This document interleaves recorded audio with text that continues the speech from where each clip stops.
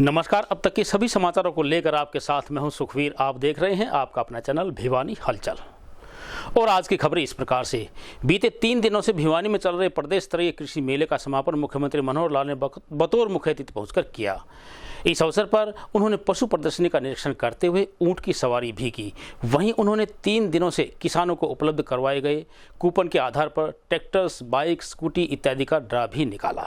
रविवार को 3 दिवसीय कृषि मेले का समापन किया गया। इस अवसर पर मुख्यमंत्री मनोहर लाल खट्टर की उपस्थिति दर्ज की गई। मुख्यमंत्री द्वारा ऊंट पर बैठकर पूरे कृषि मेले का अवलोकन किया गया। वहीं मंच पर पहुंचकर मुख्यमंत्री द्वारा किसानों की आय को बढ़ाने के लिए अनेकों लाभकारी योजनाओं की घोषणा भी की गई। उन्होंने कहा कि वे किसानों का सम्मान करते हैं तथा वे स्वयं भी किसान रहे हैं। वहीं उन्होंने इस अवसर पर किसानों के द्वारा लॉटरी का इनाम भी ड्रॉ के माध्यम से निकाला, जिसमें भिवानी जिले के किगनाव गांव के किसान ने एक ट्रैक्टर जीता। वहीं मुख्यमंत्री ने कहा कि किसान भाई खेती में केमिकल खादों का प्रयोग न करते हुए प्राकृतिक खादों का प्रयोग करें। उनका कहना था कि किसानों की आय बढ़ाने के लिए हमें खर्च कम और वैज्ञानिक खेती करनी होगी। वहीं उन्होंने प्रदेश में मधुमक्खी पालन, मछली पालन व पशुपालन इत्यादि को बढ़ावा देने के लिए सरकार के द्वारा किसानों को अनेकों प्रकार की आर्थिक सहायता देने का आश्वासन दिया। वहीं मुख्यमंत्री ने प्रदर्शनी का प्रत्येक स्टॉल पर जाकर अवलोकन किया और करोड़ों रुपए के पशु पालने वाले पालकों को बधाई दी। इसी के साथ उन्होंने ऊंट व घोड़े की सवारी भी की। इस अवसर पर उनके साथ कृषि मंत्री जेपी दलाल, शिक्षा मंत्री कंवरपाल गुर्जर, सांसद चौधरी धर्मवीर सिंह इत्यादि अनेक नेता उपस्थित रहे। और माननीय मुख्यमंत्री महोदय के निर्देश है, माननीय कृषि मंत्री और पशुपालन मंत्री श्री जयप्रकाश दलाल के ये प्रयास है कि हरियाणा एक दिन प्रथम स्थान प्राप्त करे पूरे हिंदुस्तान में दुग्ध उत्पादन में। आज उत्तम नस्ल के पशु, जोरदार तालियां सभी चेहरे पर मुस्कान है सर। हरियाणा सरकार की जन कल्याणकारी नीतियों का जोरदार तालियां सभी। एक मुर्रा नस्ल का ये बहुत ही उम्दा नस्ल का और बहुत ही सर्वोत्तम और उत्तम नस्ल का ये झोटा भैंस, जो कि देखने में किसी फिल्मी स्टार से कम नहीं है। गले में लाल पट्टा डाले हुए ये विभाग और आप सर आपके निर्देशन में हरियाणा में बहुत ही, और ये घोड़ी का नाच भी देखने को मिल रहा है। ये बहुत ही, ये अभी जोरदार तालियां सभी से निवेदन है। मैं गुजारिश करूंगा कि पशुपालकों के हौसला अफजाई में तालियां जरूर बजाएं। ये जो पूरे प्रदेश से पशु आए हैं सर, 2000 से अधिक पशुओं का रजिस्ट्रेशन इस मेले में किया गया सर। और सुबह 9 बजे से सर 6 बजे तक इतनी भीड़ रहती है तीनों दिन सर। जब भी और कल सर प्रदेश अध्यक्ष भाजपा श्री ओम प्रकाश धनखड़ जी भी आए थे सर, और साथ में शिक्षा मंत्री श्री कंवरपाल गुर्जर जी प्रथम स्तर में आए थे। उन्होंने भी इस मेले की बहुत ही बुरी प्रशंसा करके हरियाणा सरकार के जोरदार तालियां सभी से। और सायंकाल सत्र में सर चौधरी रणजीत सिंह आए थे और उन्होंने भी बहुत ही प्रशंसा की। जोरदार तालियां सभी से निवेदन है।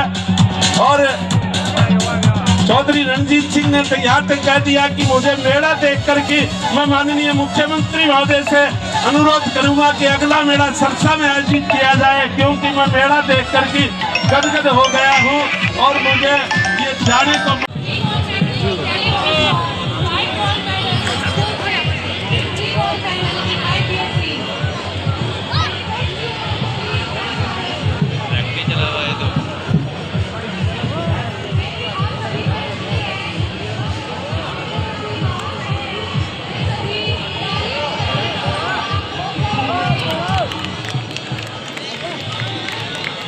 नानू जी हट जाओ, कर दो। स्टेज में नरेंद्र है,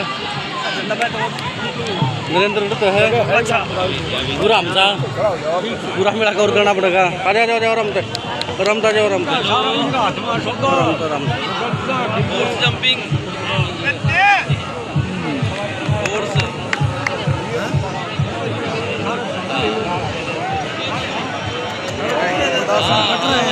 बैठ जाओ भाई, बैठ जाओ, बैठ जाओ। 3 नंबर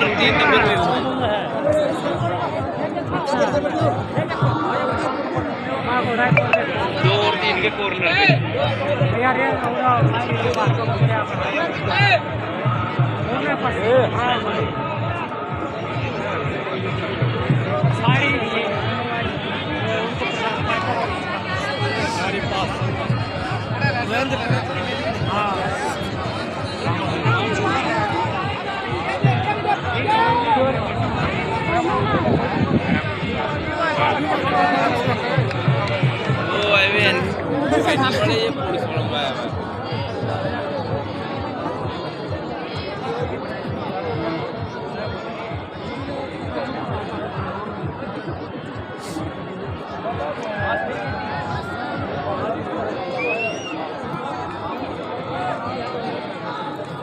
पंजाब में ये 6 महीने का बच्चा फर्स्ट आया था पंजाब के मेले में। खाना पीना चने का वो ग्वार का नीरा, घंटी का लौंग, चूरी, मक्की, खड़े, बाजरी, जौ ये मिला के फीड तैयार करके वो देते हैं।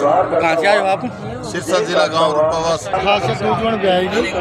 आरपी को 18 लीटर दिया है की मक्का और बाजरा का दलिया खड़िया जो बिनौड़ा वाली खाना दंड है उसको सख्ती से पालन किया जाएगा, दंड दिया जाएगा ताकि शुद्ध दूध की सप्लाई की जा सके। और A2 दूध की सप्लाई भी अच्छी हमारी हो रही है, उसको भी और उसका वृद्धि की जाएगी। एक मांग रखी गई थी कि जो पशुओं की दवाइयों का बजट हमारा कुछ कम था पिछले साल, इस बार उसको डबल कर देंगे और ताकि कहीं भी चिकित्सा के नाते से जो पशुओं का एक इलाज करने की जो बात आती है उसमें कोई कमी न रहे।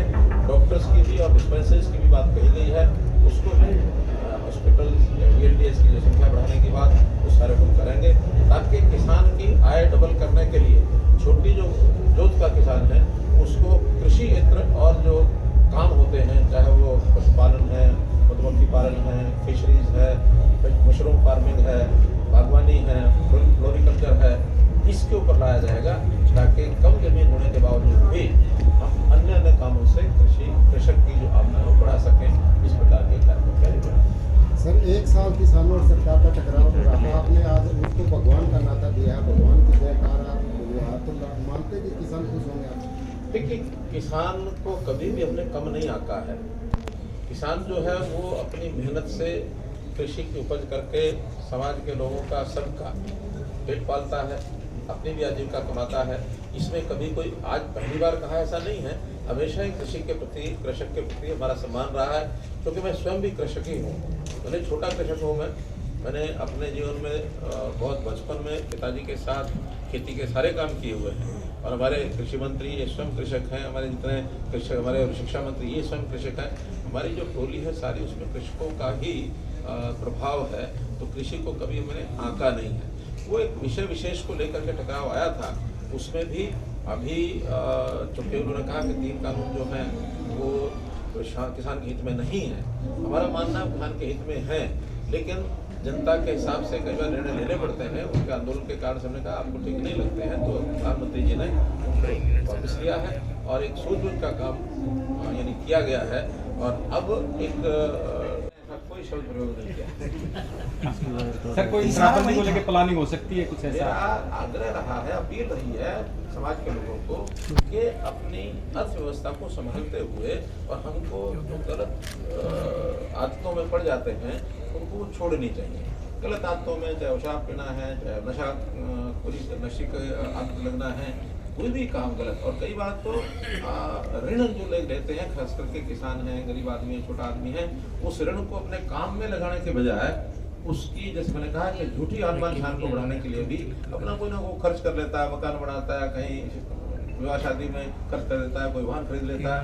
वो कमाई में से लेना चाहिए, वो ऋण में से नहीं लेना चाहिए। और ये अपील हम इसलिए करते हैं कि समाज का सुधार भी हमने करना है, केवल नियम कानून बनाने ऐसा नहीं है। हमारा अपीलिंग फैक्टर समाज को एक ठीक दिशा देने के लिए हमेशा होता है। अब हमने बेटी बचाओ बेटी पढ़ाओ का आह्वान किया, कोई कानून नहीं बनाया था, लेकिन उस आह्वान के ऊपर समाज खरा उतरा और समाज के लोगों ने साथ दिया, खापों ने साथ दिया, NGO ने साथ दिया, शिक्षा विभाग ने साथ दिया, प्राइवेट ने, सरकारी ने, सब ने साथ दिया। और कितनी सफलता मिली कि जो हमारा 870 का जेंडर रेशो था 2015 में, और वो अब बढ़ करके वार्षिक अगर 1 वर्ष का लगाऊं तो 934 हो चुका है। अभी ठीक है कि उसका जो इफेक्ट जो है उसका एवरेज में थोड़ा कम पड़ेगा, 913-14 में पड़ेगा, लेकिन पिछले 1 वर्ष का जो आंकड़ा आ गया है 934 का आया है। और इस तरह बढ़ते बढ़ते 950 तक भी ले जाने की हमारी ये है कि हम उसमें सारे प्रयत्न करेंगे, लोगों को समझाएंगे भी सही जो जिस प्रकार के मैयर्स लेने हैं, प्रिवेंटिव मैयर्स लेने हैं, वो भी हम लेंगे, ताकि कोई भी कुरीति समाज में होती है उसको दूर करने के लिए सरकार कार्रवाई करेगी। सर्कल 2-3 जिलों में ओलावृष्टि हुई है, तो सरकार की तरफ से क्या गिरदावरी की जाएगी? ये हमेशा ही, जब भी कोई किसान की समस्या ऐसी आती है, कोई उसको नुकसान होता है, तो हमेशा उसका साथ खड़े रहते हैं। अभी भी हमने 561 करोड़ रुपए का जो पिछला खरीफ की फसल थी उसका मुआवजा हमने दिया है, और प्रधानमंत्री फसल बीमा योजना में भी लगभग 800 करोड़ के जो कंपनसेशन है वो पास हो चुका है, जिसके अंदर 250 करोड़ तो किसानों को चला भी गया है। मार्च अंत तक सारे का सारा चला जाएगा। किसान की कभी भी कोई इस प्रकार की आकस्मिक कोई नुकसान होता है, हम गिरदावरी भी कराते हैं, स्पेशल गिरदावरी की जरूरत होती है, स्पेशल गिरदावरी कराते हैं, जो उसका नुकसान होगा उसकी भरपाई करते हैं। इस सरकार ने हमारे पिछले 7 सालों में जितना किसानों को कंपनसेशन दिया है, मुझे नहीं लगता कि आज तक इतने 48 पहले सालों के में भी किसानों को कोई समझा गया होगा। हमने तो 2015 में आते ही सबसे पहले जो रबी की फसल की खराब हुई थी, और उसका भी हमने मुआवजा दिया था, मई के महीने में सब दे दिया था। इसमें बहुत एक प्रकार से संजीदा है, सेंसिटिव है। हम इसमें कभी भी किसान का नुकसान होगा तो किसान के साथ खड़ा। तो अब गिरदावरी के भाई लाइयो ना रे करें सर शुरू माइक कौन होना सर शायद? हाँ हाँ, उन रखना है सर, तभी साउंड क्लियर। आज भिवानी नगर में 2 प्रमुख कार्यक्रम जिसके लिए मेरा आज हुआ है। पहला तो हरियाणा विद्यालय शिक्षा बोर्ड, उसमें एक जो स्वर्ण जयंती द्वार बना है उसका उद्घाटन, और एक विशाल सभागृह उसका शिलान्यास का कार्यक्रम था। उस नाते से एक नई एक प्रकार से एक चीज़ शहर के अंदर बनेगी, ताकि शहर के लोगों को भी शिक्षा बोर्ड के साथ साथ उसका उपयोग होगा। बड़ा कार्यक्रम आज ये जो पशु मेला है, ये जो प्रदर्शनी शायद 38वीं है, पूरे प्रदेश है 38वीं प्रदर्शनी। हर वर्ष कहीं ना कहीं हम एक इस प्रकार की प्रदर्शनी लगाते हैं।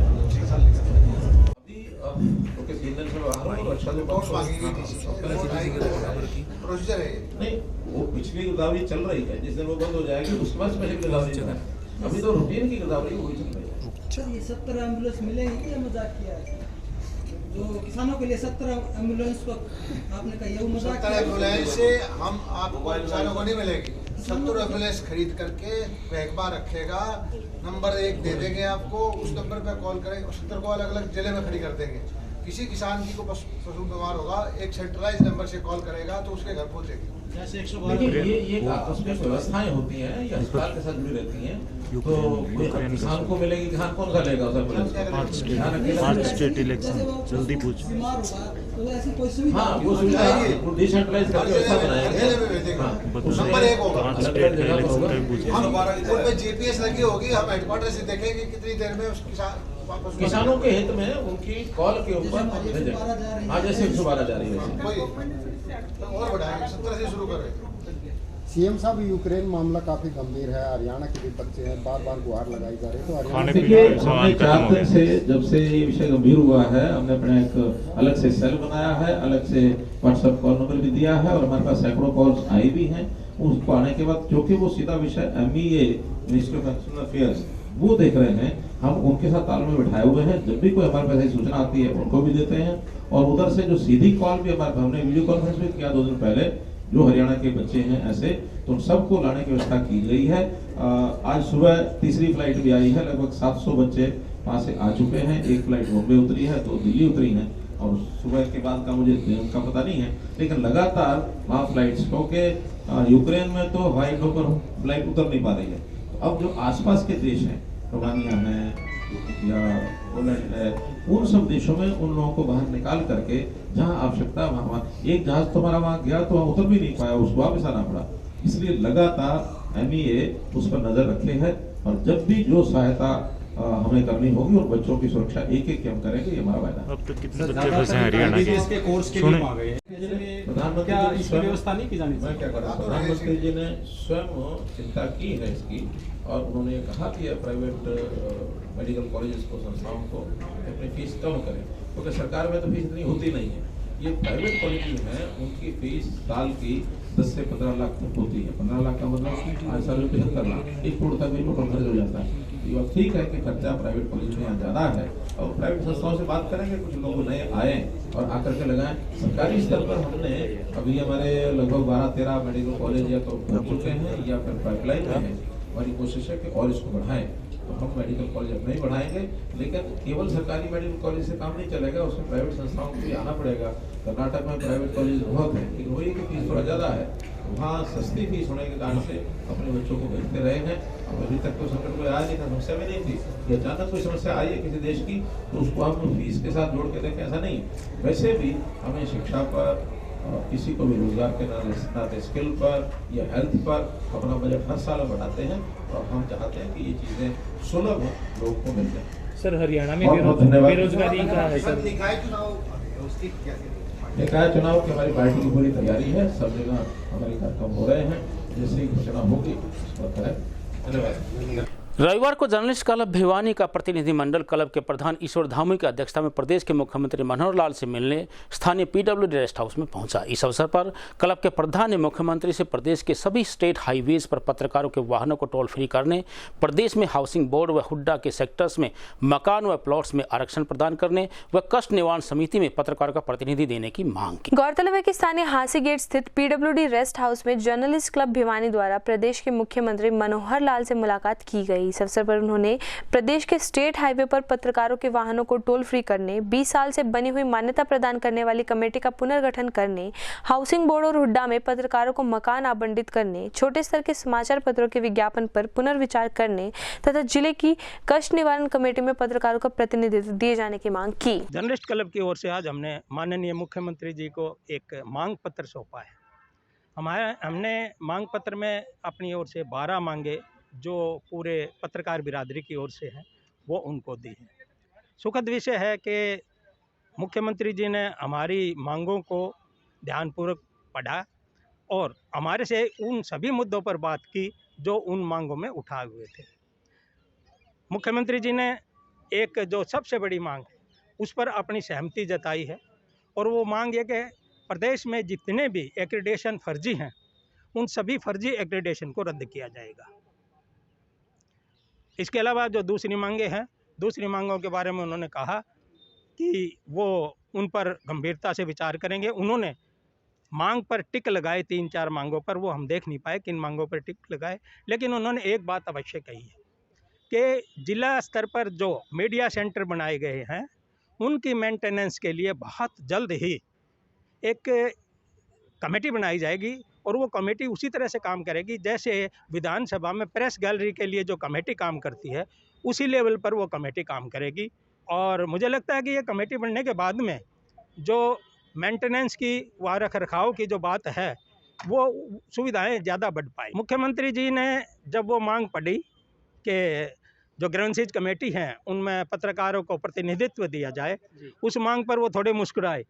अगर हम उनका राजनीतिक रूप से इसका विचार करें तो मुस्कुराने का अर्थ ये है कि उन्होंने उस मांग को सही माना है। आज पत्रकारों ने जर्नलिस्ट क्लब की ओर से हरियाणा के मुख्यमंत्री श्री मनोहर लाल जी का स्वागत करते हुए उनको अपनी मांगों के लिए ज्ञापन दिया है, जिनमें पत्रकारों की मुख्य मांगे थी कि पत्रकारों को जो है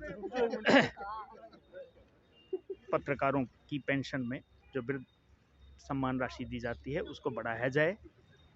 उसके अतिरिक्त उन्होंने प्रदेश भर के छोटे अखबारों के लघु समाचार पत्रों के जो विज्ञापन बंद हैं उन विज्ञापनों को चालू करने की मांग की थी।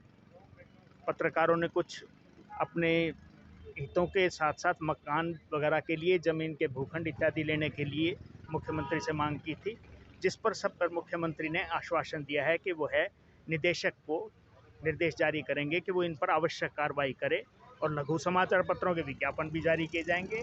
और मुख्यमंत्री ने आश्वासन दिया है कि समय होते ही पत्रकारों की जो है पेंशन को भी बढ़ाया जाएगा। आज़ादी के अमृत महोत्सव के अंतर्गत वीरवार को हरियाणा विद्यालय शिक्षा बोर्ड प्रांगण में वार्षिक अलंकरण समारोह का आयोजन किया गया। इस अवसर पर प्रदेश के मुख्यमंत्री मनोहर लाल ने बतौर मुख्य अतिथि पहुंचकर कृषि मंत्री व शिक्षा मंत्री के साथ नए आवासीय घरों का शिलान्यास करते हुए बोर्ड के स्वर्ण जयंती द्वार का उद्घाटन किया।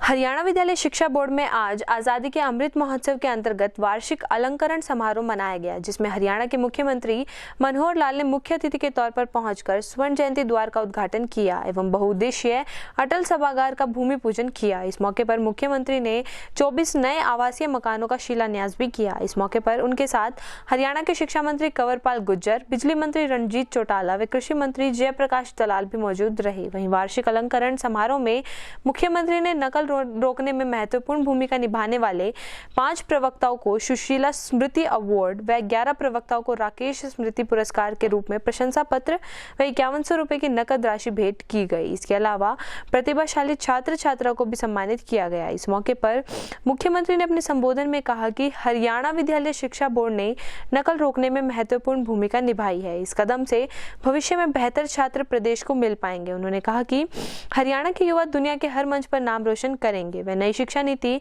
2021 को हरियाणा 2025 तक लागू कर देगा। उन्होंने कहा कि स्किल डेवलपमेंट के लिए हरियाणा में स्किल यूनिवर्सिटी बनाई जा रही है। सुपर 100 कार्यक्रम के तहत प्रतिभाशाली छात्र छात्राओं की शिक्षा की व्यवस्था भी की गई है। वहीं मुख्यमंत्री ने शिक्षा पाठ्यक्रम पर भी काम किए जाने की बात कही तथा कहा कि व्यक्ति को दिशा देने में सही पाठ्यक्रम महत्वपूर्ण भूमिका निभाता है। बहुत ही सुनहरा अवसर है जिसमें सबसे पहला तो स्वर्ण जयंती द्वार, जिसका कुछ समय पहले हमारे शिक्षा मंत्री ने शिलान्यास किया था, आज उसका उद्घाटन किया है। अगर मैं किसी द्वार की विशेषता के बारे में बात करूं तो संस्थान की पहचान कम से कम ऊपरी पहचान तो उस द्वार से हो जाती है। जैसे किसी व्यक्ति के बारे में, और व्यक्ति कैसा है, कौन है, इसके बारे में तो नहीं, लेकिन उसके बाहरी आवरण से उसके कपड़े पहन करके पता लग जाता है कि व्यक्ति कैसा है। उसकी सुंदरता, उसके देखने में उसका जो आकर्षण, ये द्वार से ही पता लगता है। इसलिए आज की सुंदर द्वार बनाया गया है, जिससे साफ होता झलकता है कि शिक्षा सेवा जाएगी। जब भी कभी कार्यक्रम होता, फंक्शन होता, तो इस प्रकार का टेम्परेरी एक शेड बना दिया जाता है, उसमें कार्यक्रम हो जाता है। लेकिन जब विचार आया कि स्थायी सभागार बनना चाहिए, तो निष्पक्ष रूप से और पारदर्शी तरीके से होनी चाहिए। उस काम में बहुत ही अच्छा काम हमारे बोर्ड ने किया है। दूसरा है पाठ्यक्रम। पाठ्यक्रम सही तरीके से निश्चित हो, इसी प्रकार से उन्होंने भी इतिहास की पुस्तकों में जो परिवर्तन, जो बहुत सी जानकारियां गलत दी गई थी हमारे आंदोलनों के बारे में, हमारे महापुरुषों के बारे में, उनको ठीक करने का काम जिस प्रकार से किया है, तो उसके लिए मैं उनको बधाई देता हूं। शिक्षा का महत्व और बढ़ रहा है। इसके लिए माननीय मुख्यमंत्री जी ने जो काम किया है वो बेहद सराहनीय है, क्योंकि जिस प्रकार से नौकरियों को मेरिट पे देने का काम उन्होंने किया, तो इससे निश्चित तौर से शिक्षा का महत्व जो है वो हर व्यक्ति के दिमाग में और हर विद्यार्थी के दिमाग में उसका महत्व बढ़ा है। मुझे ध्यान है एक टाइम ऐसा था कि जब विद्यार्थियों को पॉलिटिशियन कहते थे कि आप हमारे साथ चलो, बहुत सारे कार्य हैं, अधिक ना कहते हुए मैं कम समय लेते हुए अपना कर्तव्य पूरा करना चाहूंगा। इस पर माननीय मुख्यमंत्री जी और शिक्षा मंत्री जी के प्रयास से हरियाणा विद्यालय शिक्षा बोर्ड ने 6वीं से लेकर के 10वीं की तो इतिहास की पुस्तकें लिखी है, वो इस वर्ष 22-23 के सेशन से कक्षाओं में सभी विद्यार्थियों को लगेगी, सरकारी प्राइवेट स्कूल में सभी को मिलेगी।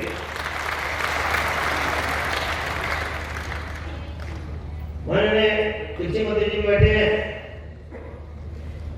हमने एक योजना बनाई थी जिस प्रकार आर्ट, साइंस और कॉमर्स होता है, उसी प्रकार कृषि संकाय भी हरियाणा में प्रारंभ किया जाए। जो विद्यार्थी गांव में कृषि और पशुपालन लेते हैं, उन विद्यार्थियों के लिए तीनों विश्वविद्यालयों में, हरियाणा कृषि विद्यालय, नारायणपुर विश्वविद्यालय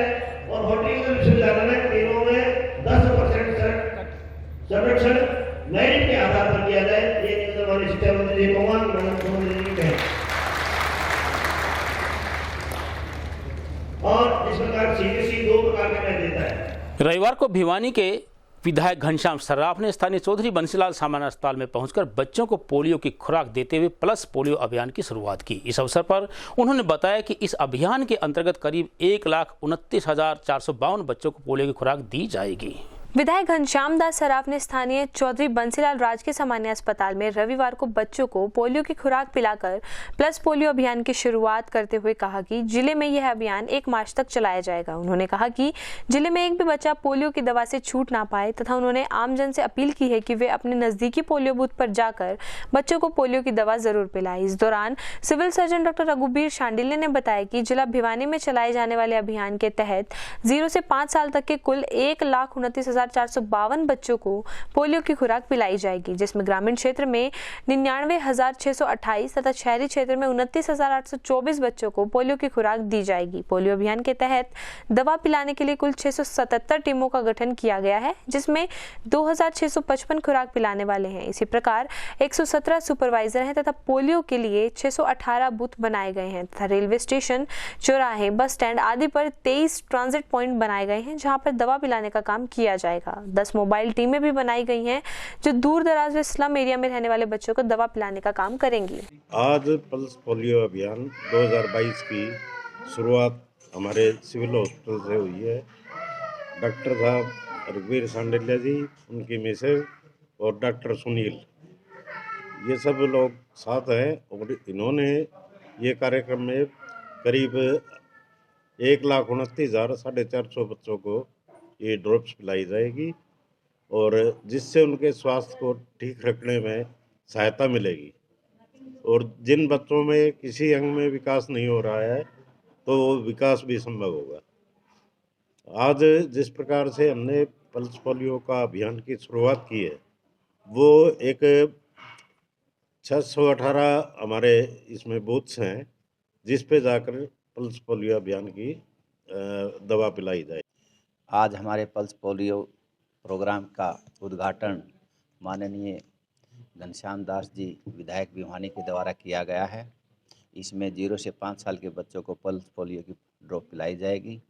हमारे भिवानी में 1,29,452 बच्चे एलिजिबल हैं।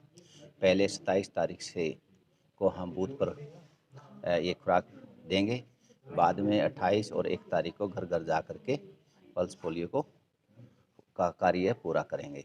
इसमें जितने भी हमारे बूथ हैं वो 618 हैं और हमारी जो टीम है ट्रांजिट टीम वो 10 हैं, मोबाइल टीम 23 हैं। सभी का जो कार्यक्रम है, शेड्यूल है, वो बना करके तैयार हो चुका है और हम आशा करते हैं कि ये जो बच्चे हैं 0 से 5 साल के इस मौका का फ़ायदा उठाए। हमारे 2011 में से ही भारत को पोलियो मुक्त करवा दिया जा चुका है और 2014 में का सर्टिफिकेट भी हो गया है, लेकिन हम सावधानी के रूप में, क्योंकि हमारा पड़ोसी देश अफ़गानिस्तान और पाकिस्तान में अभी भी पोलियो के केस मिल रहे हैं, तो उनकी संभावना हो सकती है कि इसमें ट्रांसमिशन कर जाए, तो उसको रूल आउट करने के लिए प्रोग्राम चलाया जा रहा है। रविवार को शिवनगर कॉलोनी स्थित लिटिल हार्ट्स कॉन्वेंट स्कूल के नन्हे मुन्ने बच्चों द्वारा फैंसी ड्रेस कंपटीशन का आयोजन किया गया। इस अवसर पर फैंसी ड्रेस के माध्यम से बच्चों ने जल बचाओ, पेड़ बचाओ व बेटी बचाओ का संदेश दिया। कार्यक्रम की अध्यक्षता करते हुए संस्था के चेयरमैन टी.सी. गोयल व मुख्य अतिथि सी.एल. बल्सन ने बच्चों को पुरस्कार दिए। शिवनगर स्थित लिटिल हार्ट कॉन्वेंट स्कूल के केजी कक्षा के नन्हे मुन्ने बच्चों का हलवास गेट स्थित लिटिल हार्ट्स पब्लिक स्कूल के कैंपस में फैंसी ड्रेस प्रतियोगिता का आयोजन किया गया। कार्यक्रम की अध्यक्षता संस्था के चेयरमैन श्री टी.सी. गोयल व श्रीमती गिगी देवी जी ने की। कार्यक्रम की शुरुआत अतिथियों द्वारा द्वीप प्रज्वलन द्वारा की गई। बच्चों की प्रतिभा से प्रभावित होकर अतिथियों ने कहा कि विद्यालय द्वारा आयोजित इस प्रकार के कार्यक्रमों से बच्चों का चहुमुखी विकास होता है व उनका मनोबल बढ़ता है। विद्यालय के एमडी पवन गोयल, भावना गोयल व निर्देशिका ऐश्वर्या सिंगल ने बच्चों की परफॉर्मेंस के बारे में बताते हुए कहा कि नन्हे मुन्ने बच्चों ने corona, mask, sanitiser, doctor, traffic light, पृथ्वी, पेड़, अखबार तलवार, जोकर, पानी की बूंद, प्रधानमंत्री नरेंद्र मोदी इत्यादि आकर्षक परिधानों में स्टेज पर आकर आत्मविश्वास का परिचय दिया। इस अवसर पर जज की भूमिका श्रीमती उषा बंसल व श्रीमती नीलम महाजन जी ने निभाई। वहीं प्रतियोगिता rose, lotus, lily, jasmine, daisy, marigold वर्गों में विभाजित थी। सभी बच्चों को मनोबल बढ़ाने के लिए प्रतिभागिता पुरस्कार भी प्रदान किए गए। भिवानी स्थित हनुमान जोड़ी धाम में वरदान अस्पताल के चिकित्सकों की टीम के द्वारा मेडिकल कैंप का आयोजन किया गया। इस अवसर पर डॉक्टर कविता खत्री व अन्य चिकित्सकों ने सैकड़ों की संख्या में पहुंचे मरीजों के स्वास्थ्य की जांच करते हुए उन्हें मुफ्त दवाइयां वितरित। रविवार को स्थानीय हनुमान जोड़ी धाम में मेडिकल कैंप का आयोजन किया गया। इस कैंप में वरदान हॉस्पिटल के डॉक्टरों की टीम ने पहुंचकर